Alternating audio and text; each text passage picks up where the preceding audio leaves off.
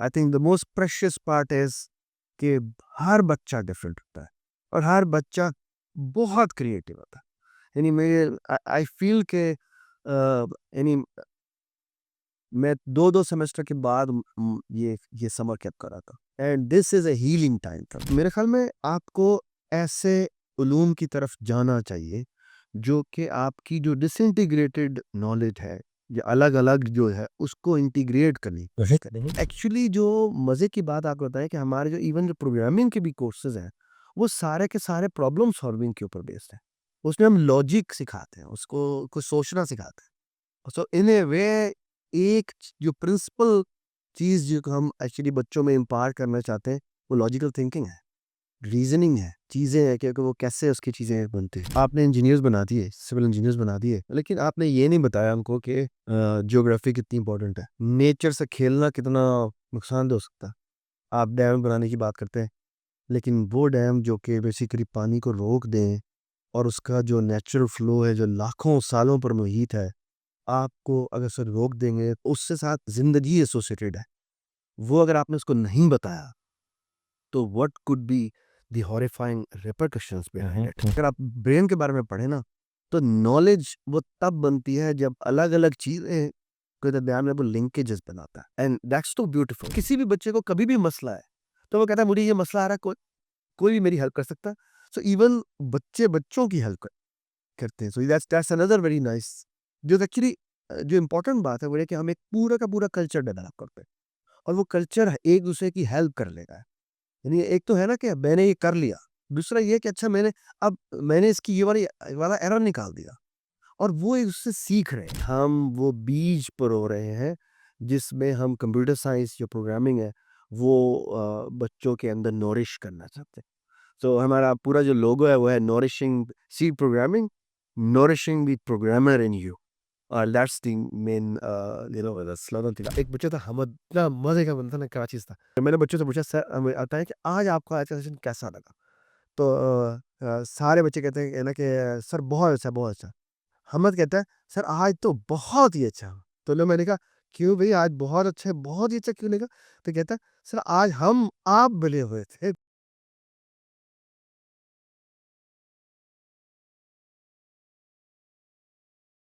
अस्सलाम वालेकुम जी। आज फिर से हाज़िर हुए आपके पास एक नया एपिसोड लेके अगेन ऑन एजुकेशन और we have none other than Sarfaraz Raza who is a teaching fellow at ITU is in the computer science AI department. What I know about him is that he is an educationist by profession and by passion. तो आज हम उनके summer camp के हवाले से कुछ गुफ्तगू करेंगे जो कि आने वाला 1 महीना रह गया है और he is very exciting programmes designed for the interesting age bracket, kids not between 10 years old and 12, that kind of age bracket. Assalamu alaikum ji. Life साहब thank you for coming over again.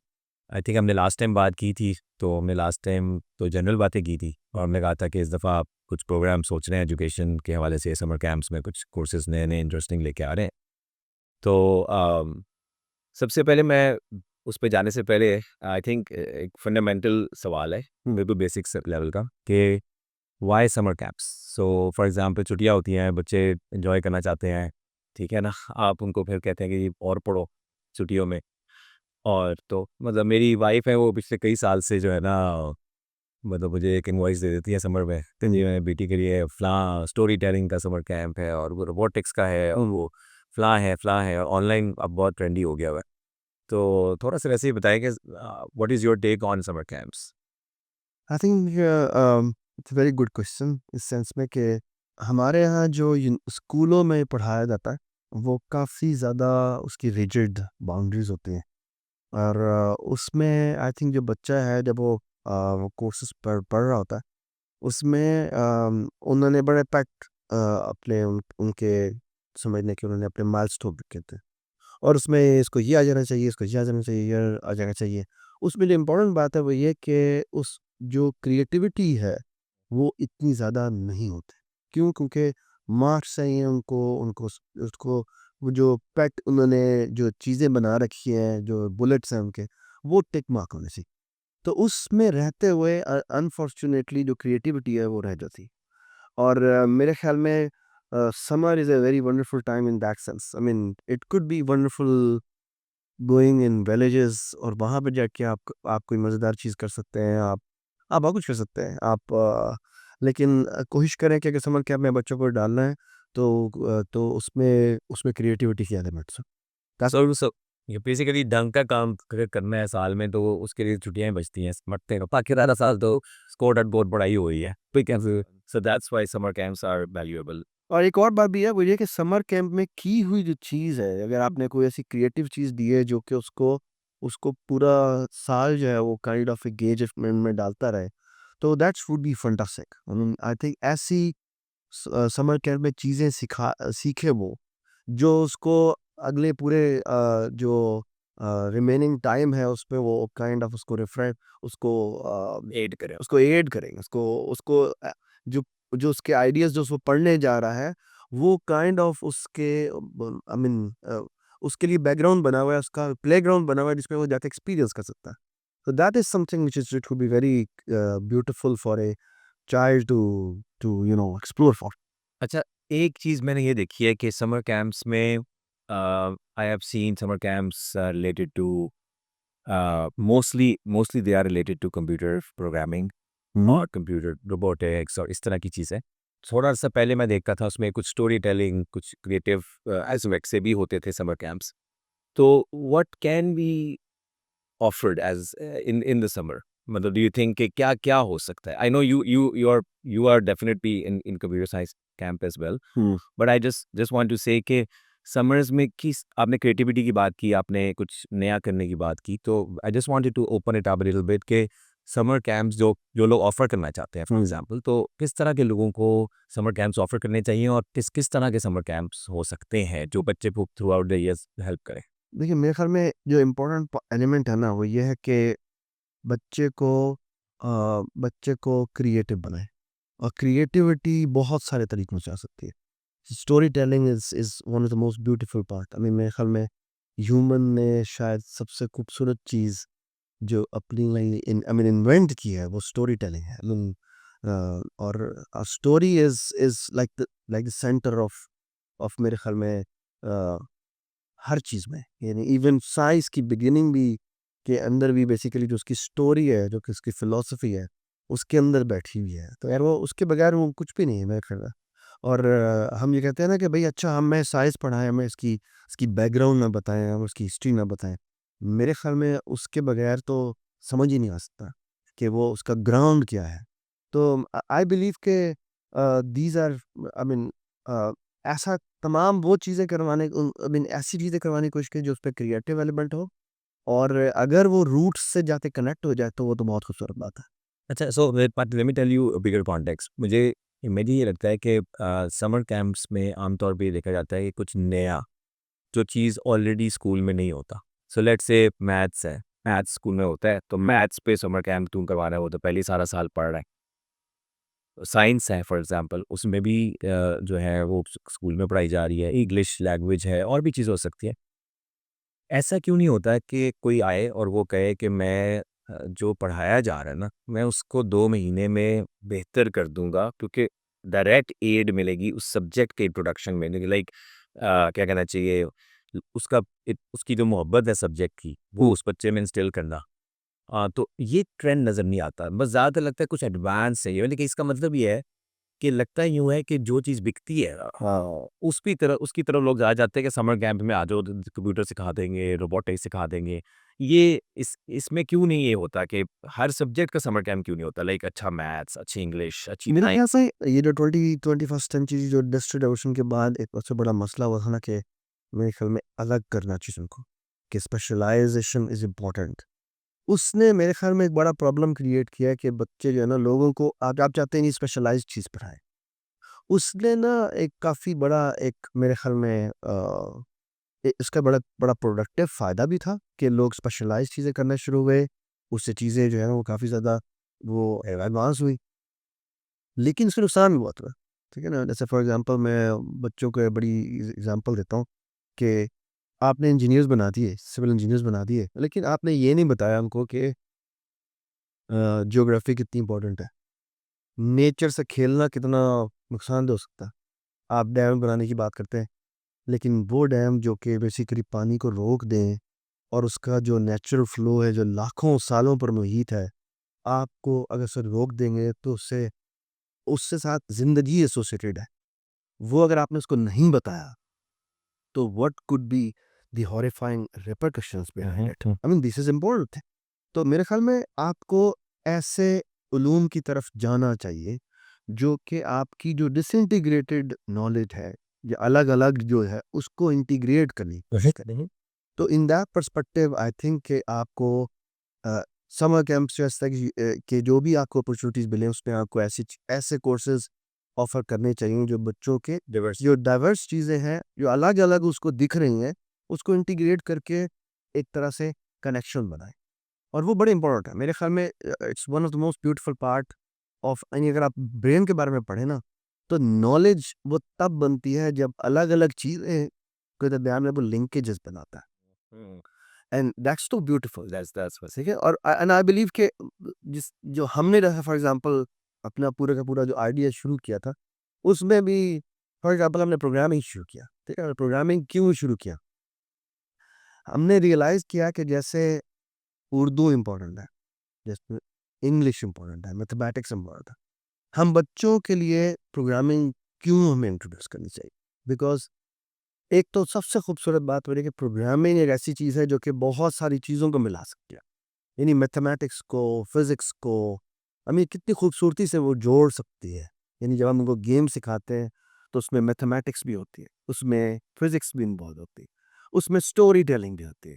ठीक है? I mean so many wonderful things are connecting together Yeah. And that's so beautiful. I mean programming is not just a language, it's an expression of your problem solving. If taught properly. If taught Yeah. properly. I mean this is another very beautiful challenge जो कि मेरे ख़्याल में आप as a teacher अगर आप programming पढ़ा रहे हैं, तो आपको हर रोज़ सोचना चाहिए।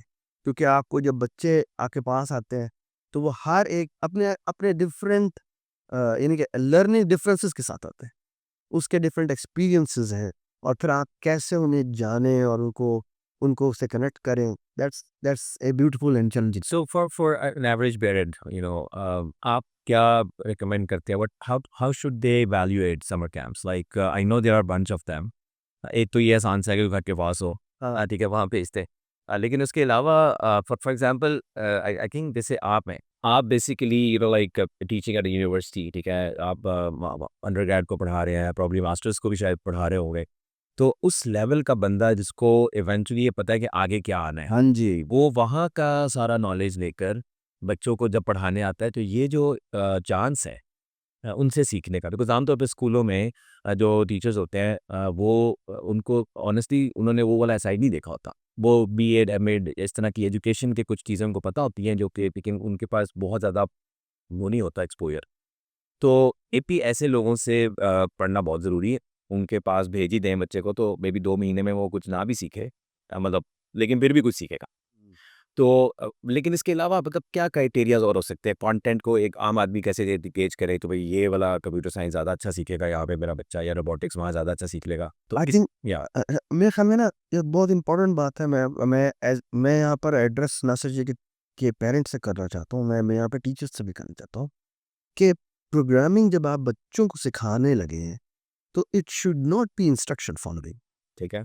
क्योंकि मैंने यानी एक चीज़ देखी है कि बहुत सारे समर कैंप्स या इवन जो बच्चों को जैसे प्रोग्रामिंग के की इनिशियल स्टेजेस पे पढ़ा रहे होते हैं, तो वो इन्हें कहते हैं अच्छा ये कर दो, ये कर दो, ये कर दो तो ये हो जाएगा। ठीक है? मेरे ख्याल में this is a bit harmful क्योंकि उसे लगता है कि उसको आ गया है, लेकिन उसको नहीं आया था। उसने एक्चुअली उसमें कोई भी नई इनोवेशन उसने ऐड करनी हो, तो वो फिर आपको दिखेगा। And I think this could be a little bit कहना चाहिए कि इट्स नॉट दैट प्रोडक्टिव जो होनी चाहिए थी। यानी आप फॉर एग्ज़ाम्पल जैसे मैं बताता हूँ कि जैसे हम बच्चे को जब पहली दफ़ा स्क्रैच से फॉर एग्ज़ाम्पल बच्चों को इंट्रोड्यूस करते हैं, तो उसे बताते हैं अच्छा ये करेगा ना तो ये हो जाएगा, ये करेगा ना तो ये हो जाएगा, ये करेंगे तो ये हो जाएगा, ठीक? अच्छा आप ऐसा करें थे यानी फॉर एग्ज़ाम्पल ये क्या मतलब है? अगर फॉर एग्ज़ाम्पल मैं कहूँ कि मैं अगर इसके एक्स एक्सिस में उस पे सब्ट्रैक्शन करना शुरू कर दूँ, तो जो भी हमारा स्प्राइट है, वो लेफ्ट की डायरेक्शन में जाना शुरू करेगा। अगर मैं एक्स पे पॉज़िटिव करना शुरू कर दूँगा, तो वो तो वो राइट साइड पे जाना शुरू करता है, और इसी तरह अगर मैं वाई में पॉजिटिव कर दूंगा तो वो ऊपर जाना शुरू कर देगा और नीचे जाना शुरू कर देगा। सिमिलरली व्हाट इफ कि मैंने डायगनली मूव कर रहा हूँ, और डायगनली आई मीन डायगनली इस तरफ मूव करना हो, डायगनली इस तरफ मूव करना हो, और डायगनली इस तरफ मूव करना हो, तब क्या हुआ? I mean these things they learn in the first lecture kind of, ठीक है ना? और फिर सवाल ये आता है, अच्छा अब मैंने बैकग्राउंड मूव करना है, मैंने बर्ड को मूव करना है, और मैं इस तरह की मूवमेंट करना चाहता हूँ। And now the thing is कि हम बच्चों से पूछते हैं, अच्छा आप बताएं आपके ख्याल में क्या होगा? सर ये करना चाहिए। आपकी सोच है, जब बच्चे उस यानी हमारी ऑनलाइन क्लास हो चाहे फिजिकल क्लास हो, उनमें लड़ाइयाँ हो रही होती है, नहीं ये चीज़ ऐसी नहीं होगी, ऐसी हो रही होगी, ऐसी नहीं होगी, यानी you have to, I mean it's so energetic class, यानी चाहे फिजिकल हो चाहे ऑनलाइन हो, उसमें इतना एनर्जी भरी हुई होती है। क्यों? क्योंकि क्योंकि उसको उसको खुद सोचने का टाइम मिल रहा है, उसके उसको पॉसिबिलिटीज़ दिख रही हैं। हाँ, लेकिन लेकिन सवाल मेरा जो है ना वही कि अभी आपने समर कैंप चूज़ करना है। सो एज़ अ पेरेंट अब मेरे पास मे बी एक वेबसाइट होगी, मे बी कुछ इंट्रोडक्शन होगा कि हम क्या करवा रहे हैं उसमें। राइट। लेकिन वही बात है कि देखें हर स्कूल कहता है कि हम अपने बच्चे को ये साइंसदान बना देंगे। हर समर कैंप वाला तो ये कह रहा है कि आप ये सब फ़ायदे होंगे और लोगों को पता है कि हर कोई कह रहा तो होंगे भी।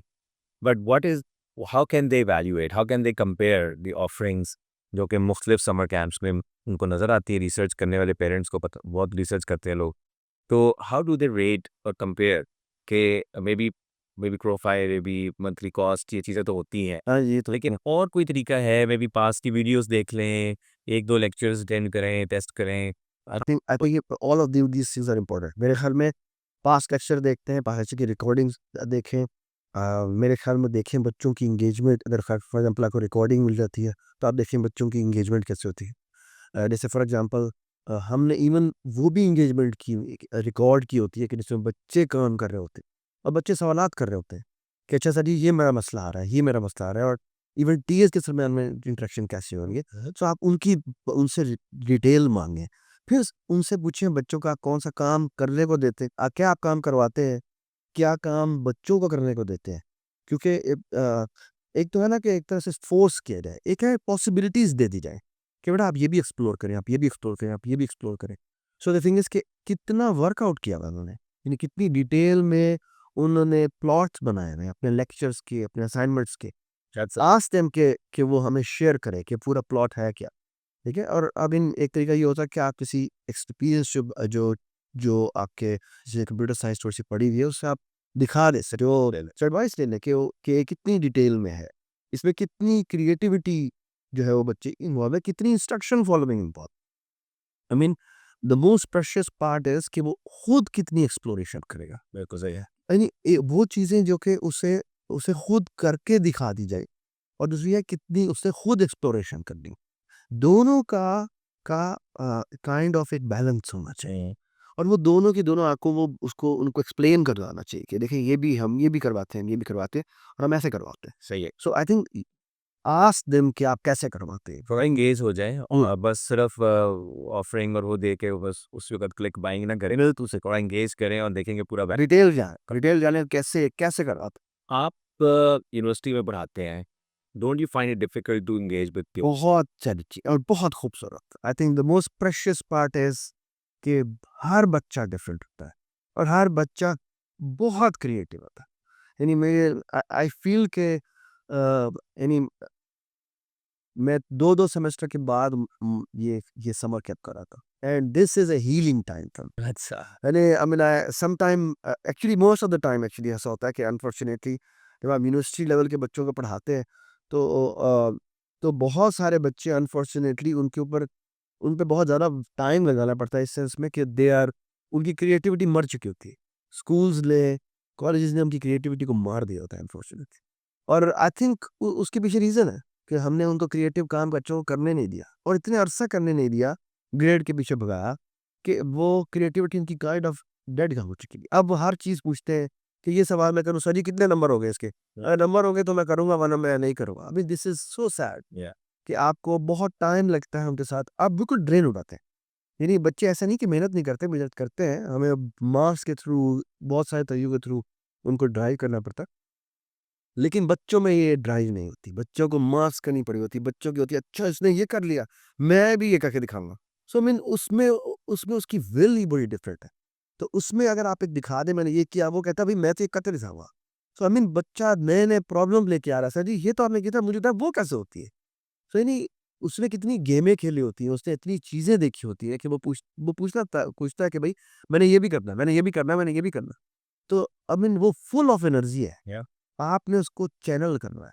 उसको बड़े खूबसूरती से आई मीन वो एक चैलेंज है। आप कैसे अपनी आउटलाइन बनाते हैं, आप कैसी चीज़ें उसको शेप करते हैं और हर दफ़ा बच्चे डिफरेंट चैलेंजेस के साथ आते हुँ। हैं। और वो और दैट्स सो सो आप इस दफ़ा व्हाट आर यू डूइंग और वो पिछले सालों से फ़र्क क्या है?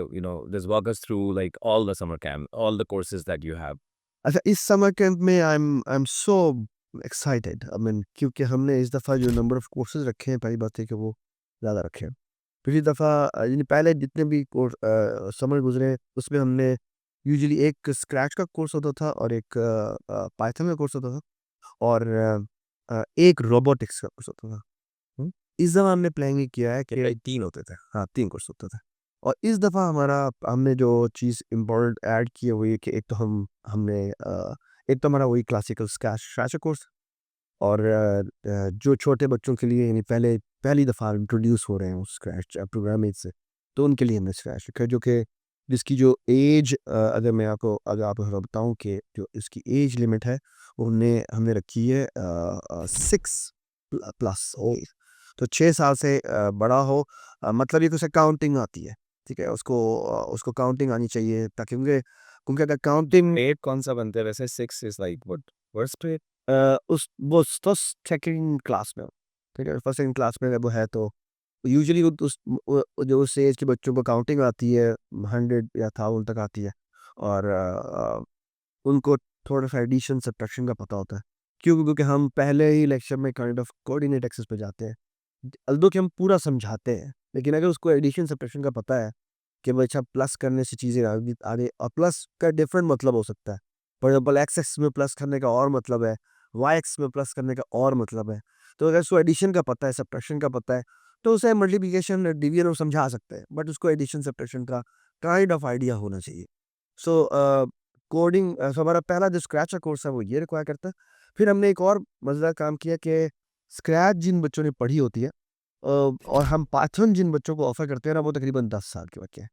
तो वो बच्चे जिन्होंने स्क्रैच पढ़ी हुई है आई मीन और अभी उनकी एज 8-9 के दरमियान में है, उनके लिए हमने एक और कोर्स बनाया है, जो बहुत मेहनत करके बनाया है। वो हमने बनाया है बच्चों को छोटे बच्चों को स्क्रैच में रहते हुए एआई से इंट्रोड्यूस करना। अच्छा। सो वो एक नई मशीन लर्निंग के चंद बच्चों के लेवल पे बताना कि प्रिंसिपल्स कैसे हैं, यानी बच्चों के लेवल पे बताना क्लासिफिकेशन प्रॉब्लम क्या है। बच्चों के लेवल पे उनको बताना कि आई मीन ये डिटेक्शन वगैरह कैसे होती है। उसकी हमने बाकायदा पीछे जो है वो एक बड़ा ज़बरदस्त एक वेबसाइट है जिसने पूरे उसके पीछे मॉड्यूल बना के रखे हुए हैं और आप उनको यूज़ कर सकते हैं। वो हमने बच्चों को काइंड ऑफ उसको इंट्रोड्यूस करवाने का हमने ये किया। सो एक हमारा स्क्रैच का कोर्स है, दूसरा हमारा स्क्रैच में एआई से इंट्रोड्यूस करने का कोर्स है। सिमिलरली पाइथन को भी हमने इसी तरह कन्वर्ट किया कि पाइथन का कोर्स है, जिसमें हम लॉजिक बिल्डिंग सिखाएँगे और दूसरा जो कोर्स है वो हमारा जो पाइथन के ऊपर बिल्ड होता है, उसकी रिक्वायरमेंट है कि उसको आपको पाइथन आनी चाहिए। तो अगर आपने पहले पाइथन की हुई है, पाइथन में आपको लैंग्वेज का पता है, तो फिर हम आपको एआई विद पाइथन कराएँगे। और उसमें I am teaching this course along with Kashif Murtaza Punjab university में है और ही इज़ माय फेलो जो फिलॉसफी में थे। इन्होंने डॉक्टर सोएब से के साथ जो है उन्होंने पीएचडी शुरू की थी, मेरे साथ ही थे, वो क्लास में थे। तो हम दोनों ने मिलकर बेसिकली ये कोर्स बनाया है और hopefully this would be a fantastic new beginning. ज़बरदस्त। तो ये बेसिकली 4 प्रोग्रामिंग के कोर्स हैं। तो ए ए ओके, सो इसी के अंदर एक समर में दोनों कोर्स भी ले सकता है कोई, यदि के हाँ, सो बेसिकली हमने ना प्लान ये किया कि हम जो समर है ना ये 2 दफ़ा ऑफ़र करेंगे। सो एक्चुअली 1-1 महीने का है हमारा पूरा समर है। तो 1 महीने का 1 दफ़ा ऑफ़र होगा और 1 महीने का दूसरी दफ़ा होगा। हमने 8 कोर्सेज़ हैं जो ऑफ़र किए हैं और हम नहीं चाहते कि लोग सारे कोर्सेज़ लें।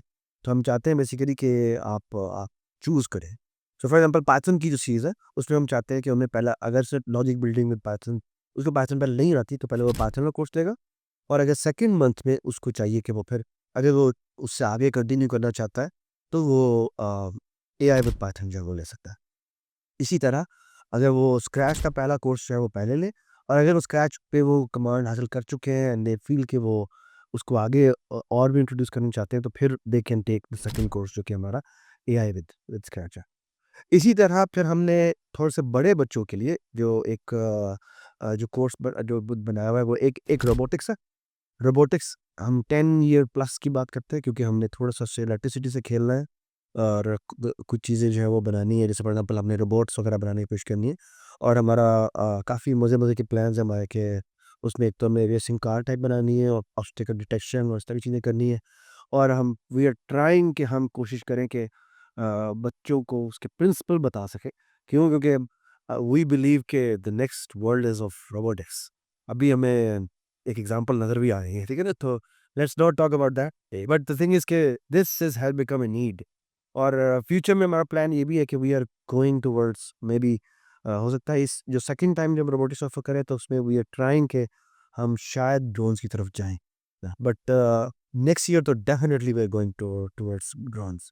तो ये हमारा बेसिकली बिल्ड ऑन है जो कि हम ऐसा-ऐसा करने जा रहे हैं। इसके अलावा हमने फन साइंस प्रोजेक्ट्स के नाम से एक और भी किया है, जिसमें हमारा हमने basically that is an inspiration from an Indian educationist जिसका नाम है अरविंद गुप्ता। उसने बेसिकली बच्चों के लिए बच्चों को साइंस के खिलौने बनाना सिखाता है वो, और पिछले कोई 50 साल से वो यही काम कर रहा है। और मुझे खुशी है आपने अभी ये प्लान चेक नहीं किया। से दिन क्या नहीं नहीं बहुत आई मीन किरण के लिए तो हमें कहीं पे भी जाना चाहिए था, ज़रूर जा लेंगे। ओके, तो वो जो साइंस प्रोजेक्ट जो द फन साइंस प्रोजेक्ट्स है उसमें हम वी आर प्लानिंग इज़ कि हम बच्चों को हमने फॉर एग्जांपल डीसी मोटर बनाना सिखानी है, जो कि हमने यानी एफएससी के बच्चों को भी अगर हम देखें तो वो डीसी मोटर्स सीखते हैं बट कभी भी हाथ से बनाना नहीं सीखते। फिर मोटर की बेस पे हमने काफ़ी मज़े-मज़े की चीज़ें उनको करना सिखानी है कि अच्छा करंट जो है वो उसको ये इस तरह करंट पैदा हो रहा है। फिर वो उसकी उससे उससे डिफरेंट ये तो नहीं जैसे प्रॉपर कर रहे हैं ना ये कोर्स। ये जो द फन साइज़ प्रोजेक्ट या ये भी 2 दफ़ा होगा। लेकिन ये ऑफ कोर्स फर्स्ट थोड़ा होगा इस time first is the level हो। सो इसकी इंस्पिरेशन कहाँ से आई? मतलब एक तो आपने बताया कि वो एक मतलब आई मीन एक तो ये उसके अंदर भी मतलब आई आई बिलीव कि सबसे जो हम चाहते हैं अपने बच्चों को कि हम बच्चे साइंटिस्ट बने। लेकिन ये बड़ी अफ़सोस की बात है कि हमारे यहाँ साइंस बाय डेफिनिशन किस चीज़ का नाम है? तजर्बे करने का नाम है। और हमारे यहाँ अनफॉर्च्यूनेटली जो बच्चा है जो साइंस पढ़ता है, वो याद करके पढ़ता है, ठीक है? इवन एफएससी तक भी जब वो प्रैक्टिकल करता है जाके तो इसमें बहुत कम स्कूलों में ये फैसिलिटी मिलती है कि वो हाथ से कर सकें। सो हमारा जो मेन जो आइडिया है ना इस साइंस फन प्रोजेक्ट्स में, हमने पूरी जो आउटलाइन बनाई है वो इस तरह बनाई है कि उसमें बच्चे के मिनिमल खर्चा और डेली जो वेस्टेज की चीज़ें हैं ना, जो वो यानी एक एक है जिसमें हमने रॉकेट बनाना सिखाना है।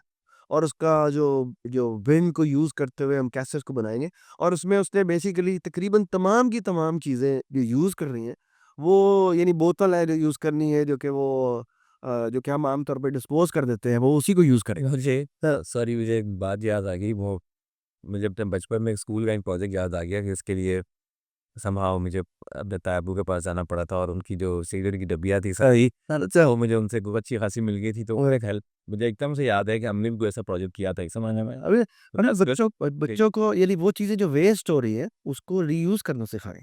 अरे आई मीन जो अरविंद गुप्ता की जो मैं आपको बात बता रहा हूँ उसको उसको कहते ही नहीं है उसका उसका नाम है द इंडियन टॉय मेकर। अच्छा, ठीक है। और अरविंद गुप्ता टॉय मेकर के नाम से उसका वेबसाइट है, आप जब जाओ जाके देख सकते हैं। और हमने सारे प्रोजेक्ट्स एक्चुअली वहीं से चूज़ किए हैं और हम अपने बेसिकली बच्चों को पढ़ा रहे हैं। तो वो एक सो एक्चुअली और एक्चुअली ये आइडिया मैं सरमद ने दिया है कि सरमद ने बेसिकली हमें उसके बारे में बताया था कि आपको आपको ये बच्चों को ज़रूर करवाना चाहिए।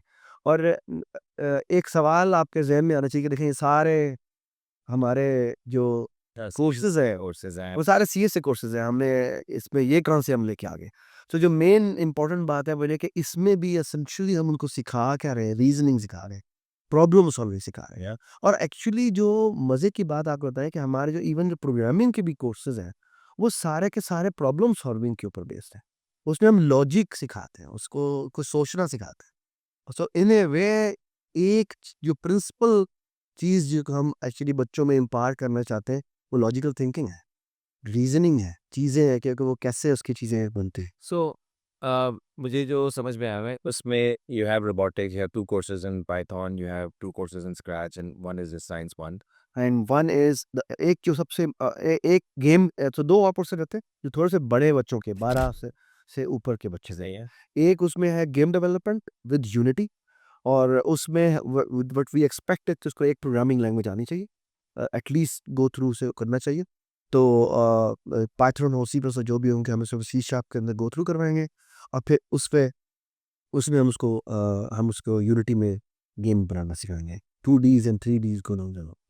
और जो आखिरी चीज़ है, जो सबसे इम्पोर्टेंट है, जो मुझे बहुत पसंद है, जो मैं जिस पे मैं I am doing it all with my friend and student Naufal, और वो है the teaching mathematics through simulation. और वो बहुत खूबसूरत मुझे कोर्स इसलिए भी लगता है कि बच्चों को मैथमेटिक्स इन एक्शन नज़र आती है। कि हम बच्चों को यानी आज तक बच्चों ने ये समझा होता है कि मैथमेटिक्स पेपर पे जल्दी से सॉल्व करने का नाम है। नहीं, ऐसा बिल्कुल भी नहीं। यानी बेसिकली बच्चे सैटेलाइट की मैथमेटिक्स बनाते हैं कि कैसे सैटेलाइट भेजा जाता है स्पेस के अंदर। उसकी क्या मैथमेटिक्स होती है। ठीक है ना? दीज़ वो और ये वो मैथमेटिक्स है जो कि बेसिकली न्यूटन उस वक़्त सोचा था।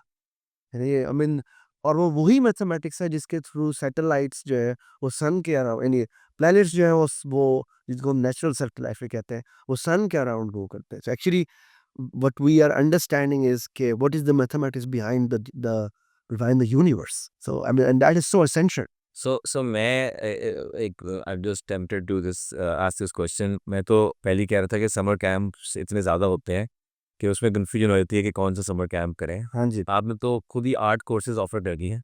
So which one is for like कुछ तो मुझे लग रहा है एज ब्रैकेट से ही डिसाइड हो जाते हैं। बिल्कुल। और लेकिन उसके ऊपर जो जहाँ पे भी कन्फ्यूजन या वो चॉइस है, व्हाटएवर यू वांट, कन्फ्यूजन तो नहीं कहना चाहिए बट चॉइस जहाँ पे है, so how do you recommend के people should choose which one? जैसे फॉर एग्जांपल, जैसे अगर बच्चा जो है वो 10 साल तक का है, तो उसको ऑफ कोर्स उसको पहला पाइथन का कोर्स लेना चाहिए।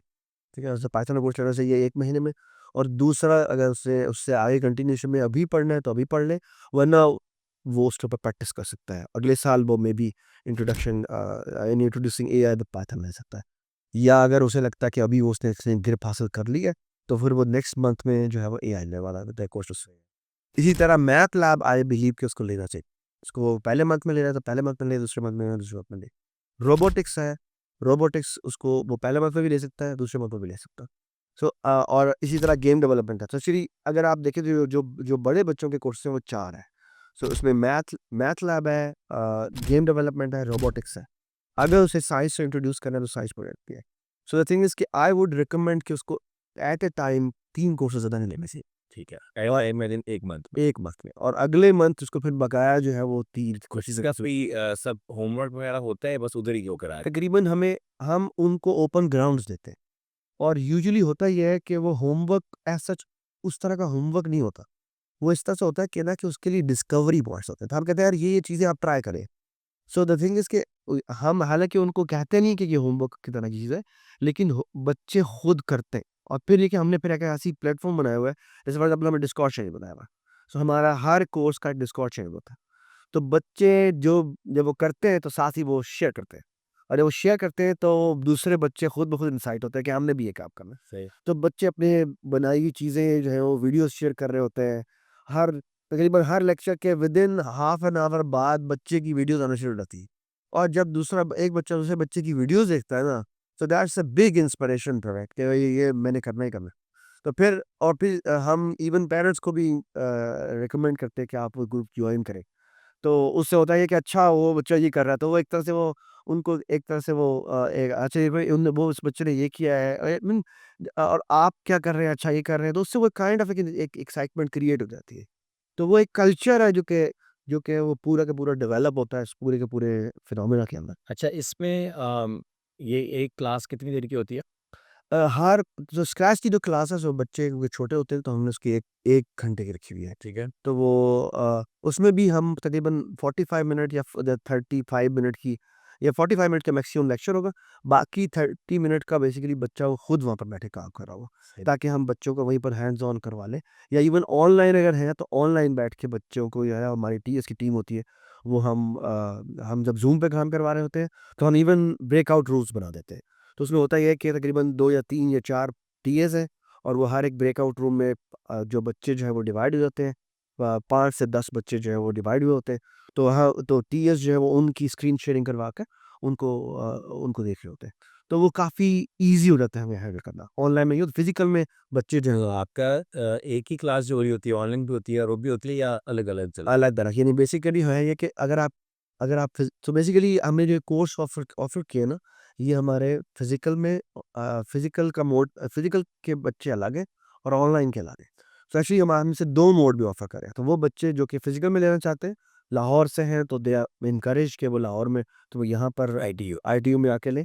और पहला फर्स्ट टाइम जो है हम जो ऑफ़र कर रहे हैं वो आईटीयू में, सेकंड टाइम हम कहाँ ऑफ़र करते हैं, it might be ITU again, or it might be some other schools. We are actually looking for it कि हम कौन-सा देखना चाहिए। और हम जो है ना, हम ये चाहते हैं ऐसे बच्चे जो है ना, ये जो कोर्सेज़ लें वो, अच्छा, जो जो ऑनलाइन में हो रहा होता है, ऑनलाइन में बच्चे जो हैं, जो जो सेकंड है वो है कि सारे जो ऑनलाइन लेना चाहते हैं, उनकी जो क्लास होगी वो ट्यूसडे, फॉर एग्जाम्पल जो फिजिकल वालों की क्लास है, वो होनी है मंडे को और थर्सडे को।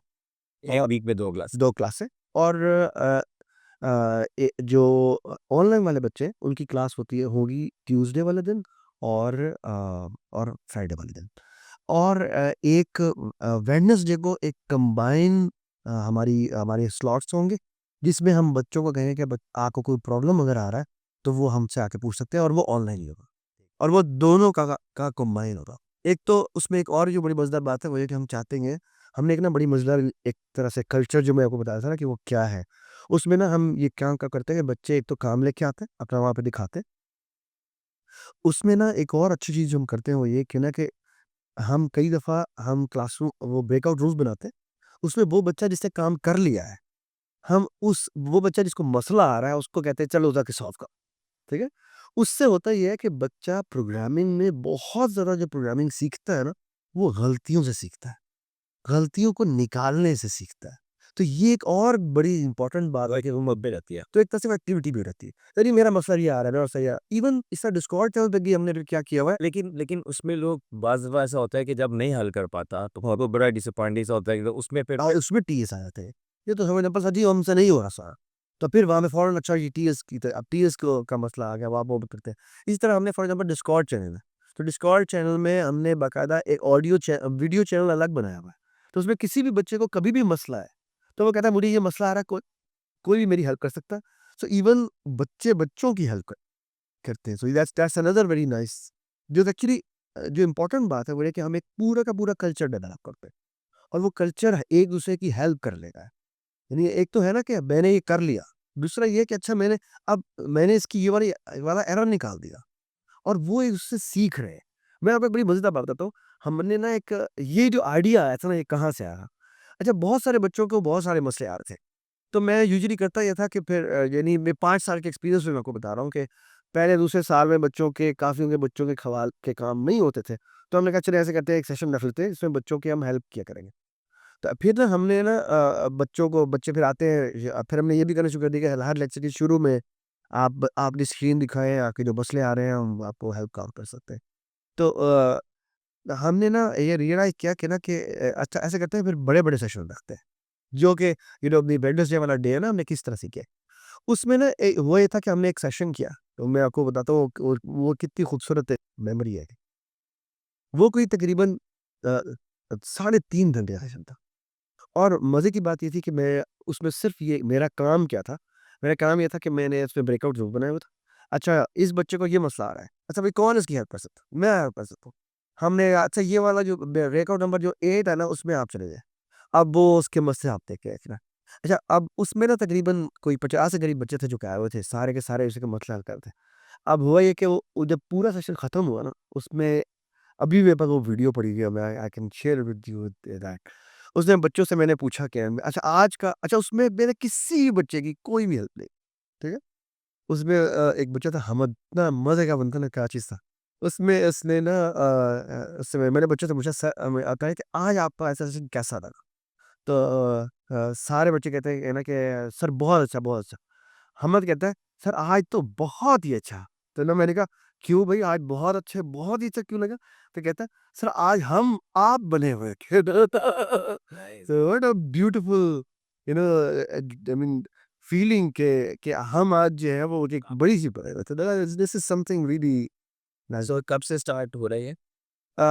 इंशाल्लाह हमारा जो स्टार्ट हो रहा है, पर अभी प्लान तो ये है कि हम शायद हम 2 ऑफ जून से शुरू कर देंगे। बट अभी तक इशू ये शायद ये हो कि 1 हफ्ता जो है वो आगे हो जाए, ईद की वजह से। तो कुछ लोग शायद ईद में पहले जाना चाहते हैं, फिज़िकल में जो रजिस्ट्रेशन वाला हमारे तारीफ आई थिंक ईद से ज़्यादा। हाँ, तो कुछ शायद लोग पहले जाना चाहते हैं, तो वो इसकी वजह से शायद थोड़ा-सा हम शायद 1 ही रहा कैसे। अभी तक प्लान तो ये है कि सेकंड और जो वेबसाइट क्या है? हमारी वेबसाइट है cprogramming.org। ठीक है, सी प्रो और उसमें सारी डिटेल्स है। सीड प्रोग्रामिंग है। सीड प्रोग्रामिंग भी बड़ा खूबसूरत एक नाम है। सीड का मतलब है बीज और एक्चुअली आइडिया ये था कि हम इस पूरे के पूरे नाम के पीछे जो आइडिया ये था, वो ये था कि हम वो बीज परो रहे हैं, जिसमें हम कंप्यूटर साइंस जो प्रोग्रामिंग है, वो बच्चों के अंदर नॉरिश करना चाहते हैं। तो हमारा पूरा जो लोगो है वो है nourishing seed programming, nourishing the programmer in you. That's the main, the slogan थी। और do you refer any you do have any who is your ideal student? Let's say मतलब स्कूल, कोई हॉबी, कोई मतलब एज तो चलो ठीक है ना, वो तो आपने बता हाँ जी। दिया, but you think who what type of student can benefit from your program maximum? मेरे ख्याल में वो बच्चे जो कि जिनको अभी वो पेरेंट्स जो देखते हैं अपने बच्चों में कि उनको लॉजिकली वो जो है ना चीज़ों को देख सकते हैं और उनमें ये सवाल करने की जस्तजू बहुत ज़्यादा है, तो उनके लिए तो ये बिल्कुल आइडियल सी चीज़ है, क्योंकि बेसिकली इतनी चीज़ें डिस्कवरी करने के लिए हैं कि वो और मेरे ख्याल में हर बच्चा ये होता है, तो मैं ही समझता हूँ कि चाहे वो गवर्नमेंट स्कूल का बच्चा है, चाहे वो किसी भी प्राइवेट स्कूल का बच्चा है। हमने कई गवर्नमेंट स्कूल को तो हमने इवन प्राइवेट जो है वो स्कॉलरशिप भी वगैरह भी देते हैं और इवन हम काफ़ी ऐसे हमने ऐसे भी किया हुआ है कि कई कई ऐसे स्कूल हैं जो कि ऑर्फनेज थे या गाँव से थे, तो उनसे तो हम इवन उनको हम स्कॉलरशिप पे पढ़ा देते हैं कि आप आपका स्क्रीन है और कोई लैब वगैरह बनी हुई है, तो इवन हम उनके साथ हम ये चाहते हैं कि किस तरह से हम मोड आता है इंग्लिश मिक्स। हम इंग्लिश और उर्दू मिक्स करते हैं क्योंकि अब हम इंग्लिश का आना कितना ज़रूरी बच्चे को? इतना ज़्यादा ज़रूरी नहीं है। मैं आपको एग्ज़ाम्पल देता हूँ कि मैंने लास्ट दिसंबर में ये ना हमने एक एक बच्चे का एक प्रोजेक्ट था जिसके वो चाहता था कि क्या हम बच्चों को प्रोग्रामिंग सिखा सकते हैं, गवर्नमेंट के बच्चों को। तो उसने काइंड ऑफ सोशल वर्क होता है ना, उस टाइप की एक चीज़ दी थी। तो हमने जाके चिल्ड्रन लाइब्रेरी कॉम्प्लेक्स गए थे। हमने एक स्कूल की बुकिंग कराई थी। इसमें एक्चुअली 2 स्कूल्स आए थे और उसमें तकरीबन 40 के करीब बच्चे आए थे और उन्होंने कभी कंप्यूटर खोल के भी नहीं देखा था। यानी कभी-कभी ओपन भी नहीं किया था। अच्छा, यानी वहाँ पर बेसिकली करीबन 40 के करीब कंप्यूटर्स पड़े हुए। तो हमने उनसे काइंड ऑफ बुकिंग करवाई और आदिल इकबाल जो हमारा क्लास ओनर, उनसे काइंड ऑफ कहकर हमने उनसे कहा कि हमें ये कर दें, तो उन्होंने हमें इजाज़त दे दी और हमने फिर किया ये कि वहाँ पर उन बच्चों को पढ़ाया और वो बच्चे थे अच्छा उनको उनको नहीं पता कि जैसे अपन लोग गो टू का मतलब क्या होता है। यानी उनको यानी स्क्रैच के अंदर तमाम चीज़ें इंग्लिश में लिखी हैं। तो शुरू में यानी for the first time I realise कि अच्छा इनको तो ये भी नहीं पता। बट अच्छा इसका मतलब ये होता है, इसका मतलब ये होता है। जब मैंने आहिस्ता-आहिस्ता बताना शुरू किया और आप यकीन करें कि उन्होंने वही जो लेसन हम ये पहली लेक्चर में बच्चों को करवाते हैं, जो हमें डिज़ाइन प्रिंटिंग बड़ा मज़ेदार किस्म का जो होता है, वो हम वहाँ पर पूरा कराने में कामयाब हो गए। और मज़े की बात है कि वो सारे बच्चे जो वहाँ पे जो आए हुए थे प्राइमरी स्कूल के, गवर्नमेंट स्कूल के बच्चे, यानी उनके मैले कपड़े हैं, जो भी है आप देविन लेकिन उन्होंने उन तकरीबन तमाम के तमाम ने वो काम कर दिया, ठीक है? और जो कि बड़ी यानी आई बिलीव के प्रोग्रामिंग के अंदर एक ओवरऑल एक बड़ी इतनी यानी कि एक ऐसी एक ऐसी इंटरैक्टिव एक्टिविटी है कि वो उसे उसे वो करने पे मजबूर कर देती है कि अच्छा ये ऐसे करेंगे तो ऐसे होगा, ऐसे करेंगे तो ऐसे हो जाएगा। ड्रॉप आउट्स भी होते हैं आपके अराउंड द वे, जैसे स्कूल शुरू हो गया, लेकिन फिर शुरू 50 हुए। कुछ बच्चे ड्रॉप आउट होते हैं। वजह बताओ। उसमें जो मेनली वजह होती है वो यूजुअली के तो यानी पेरेंट्स ने कहीं जाना है, यानी आई मीन बच्चों में ड्रॉप आउट बहुत कम होते हैं और वो पैसे देके फिर उनको याद आता है कि हमने अब नहीं पढ़ाना। यानी जैसे फॉर एग्जांपल मुझे इस चीज़ याद है, कुछ कभी एक दफ़ा हुआ था कि वो अच्छे अब उनके उम्र के लिए अप्रूवल मिल गई थी, तो उन्होंने कहा नहीं हम निकाला है, तो वो कोई इशू नहीं है। अभी लेकिन आप अच्छा, आप हर एक का इंटरेस्ट कैसे मेंटेन? सो लाइक 50 स्टूडेंट्स, हाँ, क्या फिजिकल में तो चलो फिर कुछ नज़र आ रहा होता है। हाँ जी। ऑनलाइन में तो बैठे हुए चुप करके लो, 4 बंदे आप अच्छा, मैं आपको ना सरप्राइजिंग बात बताता है। अच्छा, ये ना जो टूल्स हम यूज़ करते हैं, स्क्रैच है ना, स्क्रैच ना बड़ा कलरफुल टूल है। उसमें ना आपको ना बड़ी अच्छी रेज़ोल्यूशन चाहिए थी। यानी आपको इवन हम प्रोजेक्टर स्क्रीन से भी दिखाते हैं ना, तो वहाँ पर इतना अच्छा नज़र नहीं आता। आई मीन तो बच्चों को ना थोड़ा-सा दे फील हार्ड कि ये मैंने क्या किया। सही। तो हमें बड़ा उसको काफ़ी ज़्यादा जो है वो ज़ूम आउट करके वगैरह दिखाना पड़ता है। लेकिन जो ऑनलाइन वाले बच्चे होते हैं ना, उनके लिए जो मेरी रिक्वायरमेंट होती है ना, वो सिर्फ़ ये कि होती है वो ये कि एक तो कोशिश करें कि वो एक ऐसी जगह पे बैठे, जहाँ पे उसके पास कोई डिस्ट्रैक्शन ना हो। यानी हम पेरेंट्स को बाकायदा जब से जैसे बच्चे रजिस्टर करते जाते हैं उनको इंस्ट्रक्शन देते हैं कि काइंडली आप बच्चे को एक तो यूज़ करना सिखाएं ज़ूम वगैरह। दूसरा ये कि हम बच्चे को कहते हैं कि काइंडली आप ऐसे रूम में बैठें जहाँ पे आपको कोई और डिस्ट्रक्शन ना हो, यानी कोई उनमें आप एक गार्डियन जो है वो साथ बैठा हो, प्रेफरेबली एटलीस्ट शुरू की 2-3 क्लासों में, ताकि अगर बच्चे को समझ में नहीं आ रही और कुछ बच्चा अगर और पेरेंट्स को समझ में आ गया कि उसे समझ में नहीं आ रही, तो वो फ़ौरन से पहले बता दें कि हमारे बच्चे को ये समझ में नहीं आई। तो ये एक एक तरीका होता है। दूसरा ये कि बच्चे जो कुछ बच्चे होते हैं जो बहुत शुरू से एंगेज हो जाते हैं और वो बहुत ज़्यादा बोलते हैं, तो उसमें हम इवन उन बच्चों को कहते हैं कि अच्छा आपने यहाँ से एन में बोलना है।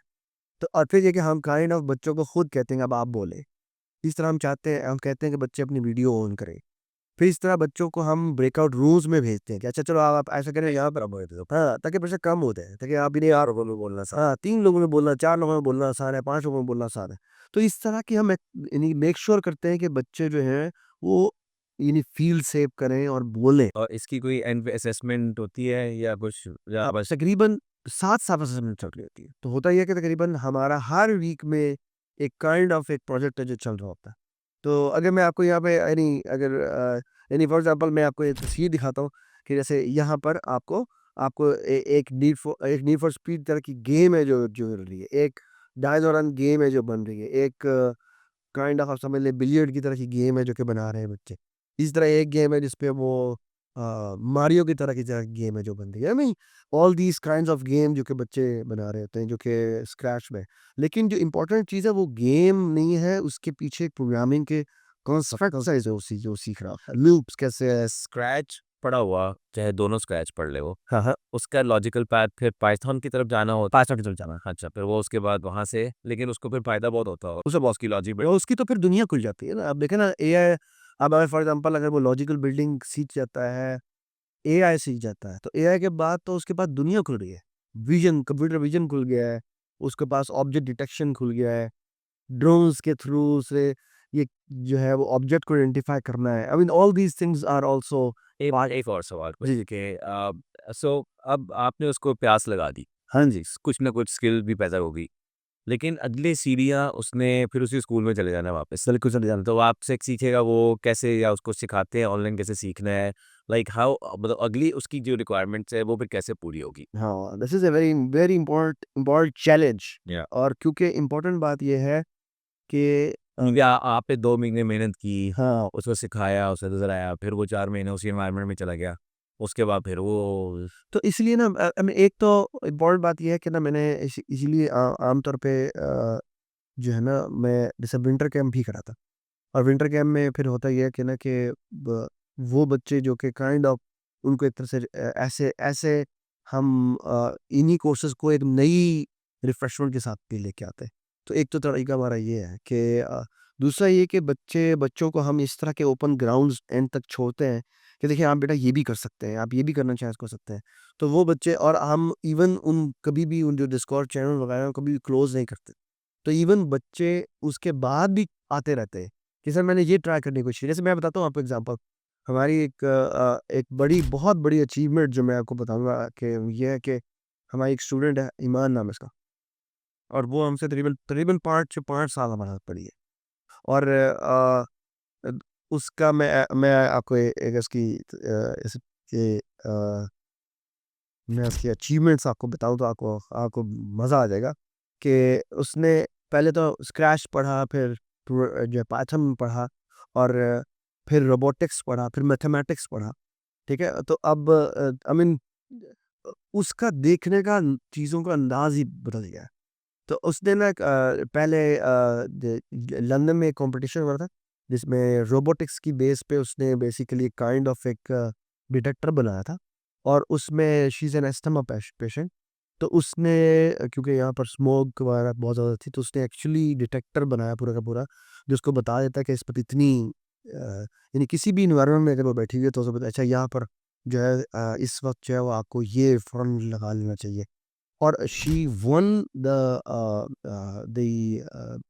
award, I mean gold medal जीता उसने एशिया वाइज, जिसमें इंडियन भी थे, जिसमें आई मीन और इसी तरह और वर्ल्ड वाइड सेकंड प्राइज जीता, मतलब उसे यानी उसे सिल्वर मेडल भी जीता, और उसने और गोल्ड मेडल भी जीता। इस दफ़ा वो अमेरिका जा रही है, और एक और उसने बॉडी बनाया है, जिसमें उसने बेसिकली मेरे साथ और उमर भाई के साथ मिलकर उसने इवन इसकी एक्सटेंशन का काम किया कि अब मैंने क्लीनिंग का काम करना है, कि ये जो इतने महंगे महंगे क्लीनिंग ये जो प्यूरिफायर्स अवेलेबल है, उसने तकरीबन शायद 1000 से 1200 रुपए में जो प्यूरिफायर है वो बना के, आई mean this is something really remarkable. और उसने she has one I mean olympiad के लिए वो सिलेक्ट हो गई है, यूएस से जा रही है अगले महीने। और मज़े की बात ये है कि 28,000 कैंडिडेट थे, वाह! जिसमें से शी गॉट सिलेक्टेड। वाह! I mean this is unbelievable. वाह! आई मीन क्यों? क्योंकि वो लगे रहे, काम करते रहे, दैट्स वेरी है fascinating. ना? It's a beautiful story to tell. So I think we have covered a lot of ground. बहुत से सवालात में जो एक्चुअली आइडिया आ रहा है कि आई थिंक इसका एक रिटन वर्जन भी होना चाहिए, हाँ, जिसमें ये सब लोग एक स्किम थ्रू भी करना चाहें, because we have to share मेरी क्वेश्चंस। हाँ। तो इसको हम वो कर लेंगे। और मेरा तो ख्याल है कि आई थिंक पर्सनली मैंने I have recommended this to a couple of kids in the past, I remember, और उनको भी बहुत फ़ायदा हुआ था। तो आई थिंक मेरी पर्सनल रिकमेंडेशन तो ये है कि स्टडिंग फॉर गुड टीचर, मेरा तो शुरू से प्रिंसिपल है कि आपको टीचर अच्छा मिल जाए तो समझे कोई भी हो, वो उसकी एक नई डायमेंशन खोल देता है। तो अगर कोई टीचर एआई पढ़ा रहा है आज, और वो भी आप जैसा टीचर मेरे ख्याल से, तो इट्स टोटली वर्थ इट, ठीक है ना? अब पता नहीं कॉस्ट बताते हैं आप या नहीं बताते, बट वेबसाइट पे लिखी होगी, अदरवाइज ये ऑनलाइन में डिफरेंट है और थोड़ी-सी चीपर है, और जो फिज़िकल में है वो आप आईडीयू की वेबसाइट पे। I know it's not very expensive, I know for a fact. हाँ, नहीं कहना था, पीनट्स है बिल्कुल। तो उससे ज़्यादा पैसे तो खाने पे लग जाते हैं शायद महीने के। इसमें तो तो मेरे ख्याल से तो सो ऑल द बेस्ट। और मैं डेफिनेटली मैं चाहूँगा मेरा बच्चा भी एक इन समझे एक है इसके साथ इन सब। ठीक है जी, चलो बहुत अच्छा लगा। चल अब ऑल द बेस्ट। और मुझे सुनेंगे आपकी नेक्स्ट कहानी कि आपको कैसा गया ये प्रोग्राम बाद में भी। हाँ। ठीक है, नहीं ऑलराइट जी। तो I hope you guys have learn a lot about summer camps, और किस तरह से आपको अपने बच्चों के लिए, अपने भतीजों के लिए, भांजों के लिए समर कैंप प्लान करना है। So if you have any questions, you can even reach out to us, or maybe directly to Sarfraz. We'll put some links or some contact information. So, all the best to your summer camp. Assalamu alaikum ji.